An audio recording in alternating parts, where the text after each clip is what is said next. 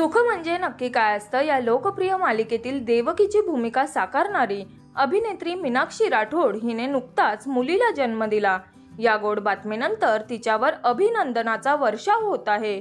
यातच मालिकेतील रेणुकाची भूमिका साकारणारी अभिनेत्री अपर्णा गोखले हिने नुकताच एक फोटो शेअर करत अनोख्या पद्धतीने मीनाक्षी आणि कैलाशला शुभेच्छा दिल्या आहेत।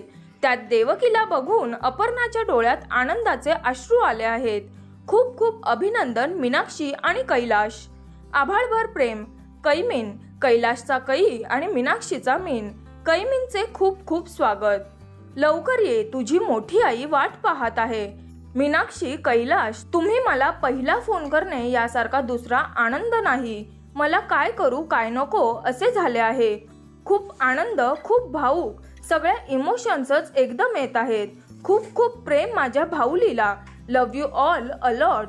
स्कूटरची रिक्षा झाली हो, दोनाचे 3 झाले। अशी सुंदर पोस्ट लिहित अपर्णाने मीनाक्षी आणि कैलाशला शुभेच्छा दिल्या आहेत। तर तुम्हाला अपर्णाची पोस्ट आणि फोटो कसा वाटला हे आम्हाला कमेंट करून नक्की सांगा।